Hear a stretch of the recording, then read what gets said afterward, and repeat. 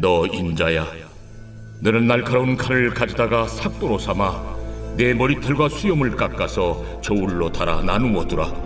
그 성읍을 에워싸는 날이 차거든 너는 터럭 3분의 1은 성읍 안에서 불사르고 3분의 1은 성읍 사방에서 칼로 치고 또 3분의 1은 바람에 흩어라. 내가 그 뒤를 따라 칼을 빼리라. 너는 터럭 중에서 조금을 내 옷자락에 싸고 또 그 가운데에서 얼마를 불에 던져 사르라. 그 속에서 불이 이스라엘 온 족속에게로 나오리라. 주 여호와께서 이와 같이 이르시되 이것이 곧 예루살렘이라.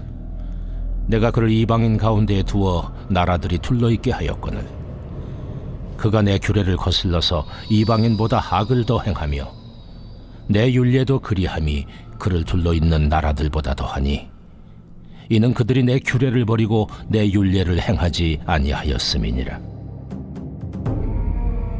그러므로 나 주 여호와가 말하노라. 너희 요란함이 너희를 둘러싸고 있는 이방인들보다 더하여 내 율례를 행하지 아니하며 내 규례를 지키지 아니하고 너희를 둘러있는 이방인들의 규례대로도 행하지 아니하였느니라. 그러므로 나 주 여호와가 말하노라. 나 곧 내가 너를 치며 이방인의 목전에서 너에게 벌을 내리되 내 모든 가증한 일로 말미암아 내가 전무후무하게 내게 내릴지라. 그리한즉 내 가운데서 아버지가 아들을 잡아먹고 아들이 그 아버지를 잡아먹으리라. 내가 벌을 네게 내리고 너희 중에 남은 자를 다 사방에 흩으리라. 그러므로 나 주 여호와가 말하노라. 내가 나의 삶을 두고 맹세하노니 네가 모든 미운 물건과 모든 가증한 일로 내 성소를 더럽혔은즉 나도 너를 아끼지 아니하며 궁유를 베풀지 아니하고 미약하게 하리니 너희 가운데서 3분의 1은 전염병으로 죽으며 기근으로 멸망할 것이요 3분의 1은 너희 사방에서 칼에 엎드러질 것이며 3분의 1은 내가 사방에 흩어버리고 또 그 뒤를 따라가며 칼을 빼리라. 이와 같이 내 노가 다한즉 그들을 향한 분이 풀려서 내 마음이 가라앉으리라. 내 분이 그들에게 다한즉 나 여호와가 열심으로 말한 줄을 그들이 알리라. 내가 이르되 또 너를 황무하게 하고 너를 둘러싸고 있는 이방인들 중에서 모든 지나가는 자의 목전에 모욕거리가 되게 하리니 내 노와 분과 중한 책망으로 네게 벌을 내린즉 너를 둘러싸고 있는 이방인들에게 네가 수치와 조롱거리가 되고 두려움과 경고가 되리라. 나 여호와의 말이니라. 내가 멸망하게 하는 기근의 독한 화살을 너희에게 보내되 기근을 더하여 너희가 의뢰하는 양식을 끊을 것이라. 내가 기근과 사나운 짐승을 너희에게 보내 외롭게 하고 너희 가운데 전염병과 사륙이 일어나게 하고 또 칼이 너희에게 임하게 하리라. 나 여호와의 말이니라. 오늘 말씀은 머리털과 수염을 깎는 상징이라는 제목으로 말씀을 전하겠습니다. 오늘 본문에는 이제 에스겔에게 하나님께서 칼을 가지고 머리털과 수염을 밀어서 그것을 세 가지로 나누고 그리고 그것을 또 날리고 또 불에 태우고 하는 그런 일을 하라고 합니다. 그래서 이것은 상징인데요. 일반적으로 이제 유대 백성들에게 머리털과 수염을 깎는다라는 것은 수치와 멸시의 상징입니다. 그래서 그들이 실제적으로 지금도 그렇습니다만 유대인들 중에 이제 전통주의 유대인들은 머리와 또 이렇게 귀민머리라고 해서 귀민머리부터 해서 수염을 그대로 기릅니다. 그런 면에서 이 수염을 깎는다라는 것은 그들에게는 굉장히 치욕의 상징이어서 실제로 그들이 전쟁 중에서도 보면 화친을 향해서 보냈을 때 그 사람들이 머리와 또 이렇게 수염을 밀어서 보낸 그런 일들이 있습니다. 그래서 그 사신들이 예루살렘에 들어오지 못하게 하고 수염이 다 긴 다음에 들어와라 이렇게 했던 내용들이죠. 우리나라에도 과거에도 그랬습니다. 우리나라 같은 경우도 과거에 조선시대나 이럴 때 보면 머리를 풀어 헤친다 그러면 수치이고 또 그것이 대역죄인이었을 때 한다 이런 것처럼 나라들마다 또 그 문화권에 따라서 수치와 상징을 각각 다르게 이해를 하고 있기도 합니다. 그러면서 이 수염과 수치를 통해서는 무엇을 이야기하느냐면 하나님께서 너희들 이렇게 수치스럽게 할 것이다. 그리고 세상으로부터 멸시를 당하게 할 것이다 라는 이야기를 하고 계십니다. 그리고 실제로 그들에게 일어난 일들이 보면 3분의 1은 전염병으로 죽기도 하고요. 또 열왕기 하의 말씀에 그대로 이루어지게 되는데 너희가 자식을 잡아먹을 것이다 이렇게 이야기를 하셨는데 실제로 열왕기 하 6장에 보면 자식을 잡아먹은 이야기까지 나옵니다. 그러니까 이들의 그 포로로 인해서 그들이 이제 예루살렘이 포위되어 있어서 그들이 극심한 가뭄과 또 극심한 생활고로 인해서 그런 일들이 일어나겠다라는 것을 예고하셨고 또 실제로 일어난 것을 우리가 역사에서도 볼 수 있습니다. 그러면서 하나님께서 그들에게 이야기하시기를 너희가 하나님의 백성이면서 이방인보다도 못하다. 하나님이 이렇게 말씀을 하고 계시는 것이거든요. 그러면서 너희가 내 규례를 버렸다. 즉 규례라는 말씀은 여호와의 율법과 주로 이제 십계명이 되겠습니다만 이 십계명과 모세의 오경에 따라서 삶을 규칙을 이야기합니다. 그러니까 대표적으로 이야기하자면 특별히 신명기의 말씀들이 되어질 텐데요. 레위기와 신명기의 차이가 좀 있습니다. 레위기의 말씀은 하나님을 향한 제사와 관련된 법이 있고 신명기는 그러면 하나님의 백성으로서 삶 속에서 어떻게 살아가야 되느냐 이런 시민법에 대한 이야기를 하고 있습니다. 그런데 이들이 레위기에 따른 제사법은 지키는데 시민법은 지키지 않는 겁니다. 그래서 시민법의 내용들이 여러 가지가 나오는데 그 중에 핵심은 뭐냐면 가난한 자와 고아와 과부를 돌보는 일입니다. 그리고 자기 배를 채우지 말라는 겁니다. 그리고 또 하나가 나오는 것이 안식년 규례입니다. 그래서 부채를 탕감해 주는 일입니다. 이 부채를 탕감해 주는데 어떻게 해야 되느냐. 혹여라도 이제 7년이 돌아오는 게 바로 내년이 7년째입니다. 그러면 올해가 6년째인데 저 사람이 어렵다고 하니까 7년째가 돌아오면 탕감해 줘야 안 빌려줘 버리는 겁니다. 못 받을 걸 알기 때문에. 그런 일들을 하지 말라는 겁니다. 이렇게 약삭빠르게 행동하는 게 뭐냐. 하나님의 말씀을 지키기보다도 결국은 내 배를 더 우선시 삼기 때문에 그러지 아니하냐라는 것을 이야기하는 겁니다. 이 측면에서 사실 우리 한국 사회에 대한 이야기를 조금은 이해할 필요가 있겠습니다. 이렇게 지금 현재 정부가 그 빚진 사람들에 대해서 탕감해 주겠다. 그러니까 들끓고 있고 이래저래 이야기를 합니다. 그러나 성경적인 관점에서 보면 빚을 탕감해 주는 것은 옳은 일입니다. 물론 우리가 기독교 국가는 아니기 때문에 문제가 됩니다만 어떻게 탕감해 줄 거냐 문제는 조금 다른 문제입니다. 왜냐하면 성실한 사람이냐 아니냐 또는 갚을 의지가 있느냐 없느냐 이런 걸 가지고 따지지만 성경에서는 아무것도 묻지 않습니다. 성경에서는 아무것도 묻지 않고 7년마다 그리고 49년, 50년째가 되었을 때, 희년 되었을 때는 무조건 탕감이고 심지어 노예가 된 사람도 무조건 자유를 줘야 되는 겁니다. 그럼 왜 하나님이 이렇게 말씀하셨느냐? 하나님의 백성이고 하나님의 공급하신 것을 바라보고 살기 때문에 그렇게 하라는 겁니다. 그런데 이스라엘 백성들, 유다 백성들이 이 시점에 오면 그렇게 하지 않습니다. 왜냐하면 뭘 계산하냐면 이 사람들을 내어주면 내가 손해가 나거든요. 그러니까 계산을 통해서 이렇게 해버리는 겁니다. 하나님의 말씀보다 뭐가 우선이었느냐? 경제적인 계산이 먼저였다는 것이죠. 그것이 바로 하나님의 율례와 규례를 떠난 모습이다 라고 이야기를 하는 겁니다. 그러면 오늘 우리 크리스천들이 세상 속에 살아가면서 어떻게 해야 되느냐? 우리가 유대 백성들은 아닙니다.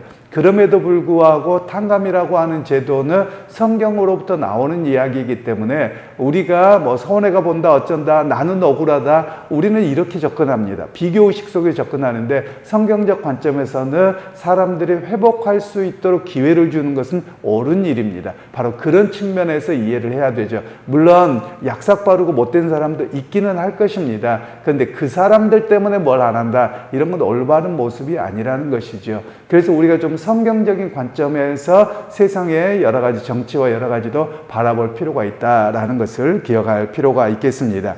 그에 아울러서 하나님이 왜 이렇게 이야기를 하고 계시는가를 이해할 필요가 있습니다. 신앙이라고 하는 것이 무엇이냐라는 겁니다. 신앙을 이스라엘 백성들과 유다 백성들이 어떻게 여겼냐면 성전에 가서 제사 드리는 것으로만 여겼습니다.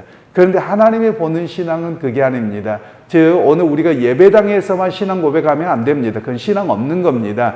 예배당에서의 신앙이 삶으로 이어지는 겁니다. 즉 내가 믿는 신앙은 삶에서 증명되어져야지 그것이 진짜 신앙입니다. 그런데 우리는 예배당에서의 신앙은 있는데 삶에서는 그렇지 않다는 거예요. 그래서 제가 전에도 말씀을 드렸습니다만 교회 지도자가 믿음은 좋은데 전세 사기 봅니다. 아니, 그 사람 믿음 없는 사람이에요. 하나님을 바르게 여기지 않는 사람이라고요. 그런데 우리는 온갖 교회당에서 신앙이 좋고 봉사활동을 하고 종교생활은 잘합니다. 그런데 삶의 영역에서는 그 믿음을 따라가지 못한다. 그건 믿음 없는 겁니다. 믿음을 증명하지 못하는 것이기 때문에 그렇습니다. 바로 그런 측면에서 이스라엘 백성들에게도 문제가 있었던 겁니다. 종교의 영역에서는 신앙이 좋은 것처럼 했지만 실제로 삶의 영역에서는 하나님의 말씀을 따라 살지 않음으로 인해서 하나님 보시기에는 그 믿음 없는 모습이었다라고 판결을 하고 계시다라는 것입니다. 그러면서 이제 하나님께서 그들에게 11절에는 이렇게 말씀합니다. 그러므로 나 주 여호와가 말하노라. 내가 나의 삶을 두고 맹세하노니 내가 모든 미운 물건과 모든 가증한 일로 내 성소를 더럽혔은즉 나도 너를 아끼지 아니하며 긍휼을 베풀지 아니하고 미약하게 하리니. 즉 하나님 앞에 제사를 드리는 그 성전 안에 성소가 있죠. 지성소가 있죠. 그런데 거기에 가증한 물건을 두고 미운 물건을 두었다라는 말씀은 그들의 두 가지를 이야기합니다. 실제로 우상을 가져다 놓았을 수도 있지만 유대 백성들에게는 거의 그렇게 하지 않습니다. 그러면 그들은 뭐냐면 하나님을 경외하고 온전히 섬기는 그 마음 속에서 하나님 앞에 제물과 이런 걸 드린 게 아니라 여행을 바라보는 겁니다. 세상적인 복만 바라보고 자기가 중심이 되어서 그렇게 행하는 것을 하나님이 말씀하시는 겁니다. 여기에서 우리가 헌금을 드리는 것도 좀 잘 이해를 할 필요가 있습니다. 하나님 앞에 요것 드려서 복 받기를 원한다. 그런 마음을 가지고 헌금을 하면 그는 우상 숭배와 별 다른 바가 없습니다. 왜냐하면 하나님 주신 은혜에 대한 감사 속에서 예물을 드리는 것이지 마치 우리가 복채를 드리는 것처럼 헌금 생활을 한다. 그것은 기독교적이지 않습니다. 성경적인 바른 예물관이 아니라는 겁니다. 바로 이 유다 백성들의 그게 문제였던 겁니다. 즉 우상 숭배하는 자들과 같이 하나님 앞에 요만큼 드리고 더 많은 것 주세요. 여러분 우리가 상식적으로 한번 생각해 보십시다. 어린아이한테나 누구한테나 1개 줄게 10개 줘 이렇게 이야기한다고 해보세요. 여러분 그러면 사람들이 뭐라고 하겠습니까? 이런 말도 안 되는 일을 한다고 하잖아요. 그런데 하나님을 향해서도 우리가 이렇게 행한다? 이건 웃기는 일인 것이죠. 모든 것이 하나님의 것인데 내가 그 주신 것에 대한 감사의 고백으로 헌금을 드리는 것이지 마치 복채를 드리고 더 많이 받기 위함이다. 여러분 이건 도둑놈 심보고요. 하나님은 그런 예물을 받지 않으십니다. 물론 교회는 도움이 되겠죠. 하나님 그걸 기뻐하지 않으시거든요. 유다 백성들이 그 문제를 너희가 가증하였다라고 말하는 겁니다. 그런 측면에서 오늘 우리의 신앙도 분명하게 세워져야만 합니다. 즉 우리가 하나님 앞에 복을 받기 위해서 예배를 드리고 복을 받기 위해서 제물을 드린다. 그 개념은 틀린 것입니다. 우리가 그럼 참 복이 뭐냐? 예수 그리스도를 나의 주로 고백하고 살아가는 것이 참 복입니다. 그래서 그 하나님을 예배합니다. 그 하나님께 예물을 드리고 그 하나님의 뜻대로 살려고 합니다. 이렇게 우리의 신앙이 바르게 세워져야만 하는 것입니다. 그러면서 이제 하나님께서는 그들에게 책망과 벌을 내리시겠다고 하고 이방인들에게 웃음거리가 되게 하겠다라고 말씀하십니다. 여러분 그러면 유다 백성들 입장에서는 우리가 제사 열심히 드렸는데요 이렇게 말할지 모릅니다. 그런데 앞에서 말씀드린 것처럼 너희가 하나님의 말씀과 규례와 율례를 따르지 아니함으로 인해서 너희가 내 백성으로서의 삶을 살지 못했다 이렇게 평가하고 계시는 것이거든요. 오늘날 우리 교회 모습이나 우리의 모습도 볼 필요가 있습니다. 우리가 세상에서 우리 교회를 어떻게 인식하느냐를 보면 우리의 신앙이 어떠한가가 판가름이 납니다. 우리는 신앙이 좋다고 여기고 있지만 지금 시대에서 보면 세상이 기독교를 향해서 굉장히 불편한 시각을 많이 드러냅니다. 그 이야기는 뭐냐? 우리가 신앙생활 제대로 못하고 있다는 거예요. 예수님의 법과 말씀을 따라서 살아가는 모습이 부족하다는 거예요. 그것 때문에 세상이 우리를 비난하고 있고 조롱하고 있다는 겁니다. 그래서 우리의 신앙이 제대로 서 있는가 안 서 있는가를 뭘로 평가할 수 있느냐? 세상이 우리를 어떻게 바라보느냐를 가지고 우리가 평가하는 것이 옳은 일입니다. 여러분 어떤 분들은 최근에 이렇게 특검이나 이런 일 때문에 교회에 압수수색이 들어왔다 어쨌다 해서 이걸 가지고 붕괴해야 하는데 여러분 붕괴할 필요 없습니다. 왜냐하면 교회가 바르지 못했으면 오죽하면 그렇겠느냐. 하나님께서 우리를 얼마나 수치스럽게 드러내는가, 이런 측면으로 보는 게 에스겔 선지자의 메시지입니다.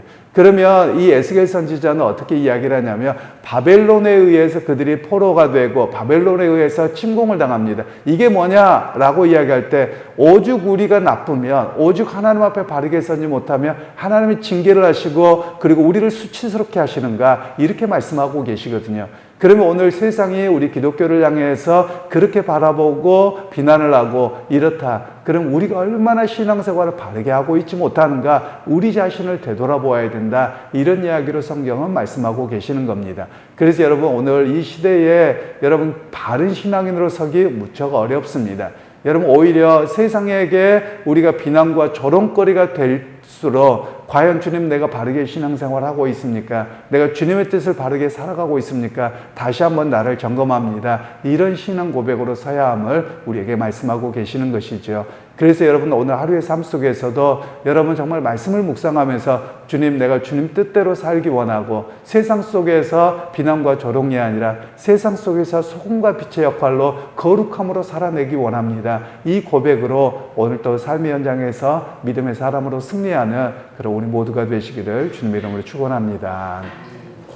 하나님, 오늘 또 하나님 앞에 수치를 당하고 세상으로부터 비웃음거리가 되는 이유가 하나님의 말씀을 따른 삶의 믿음이 없었음을 하나님 이야기합니다.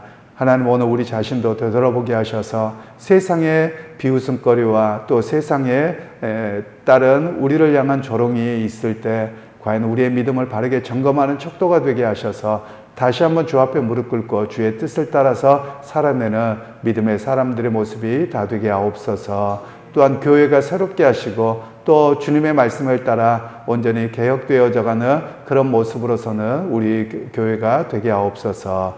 예수님의 이름으로 기도하옵나이다. 아멘.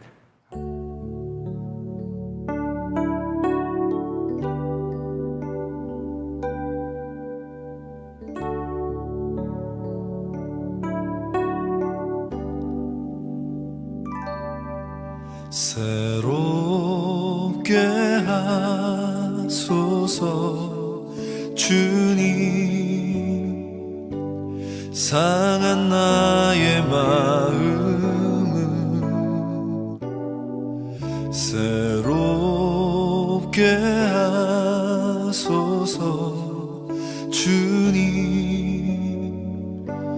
주님 마음 주소서.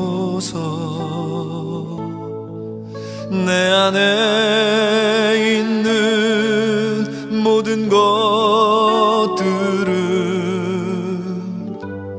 간절히 주님만 원합니다. 주님만 바라는 간절한 나의 마음 주님으로 채우소서. 내 안에 있는 모든 것들은 간절히 주님만 원합니다. 주님만 바라는 간절한 나의 마음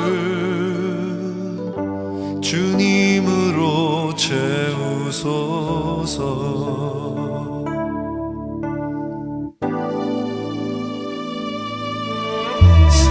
새롭게 하소서 주님,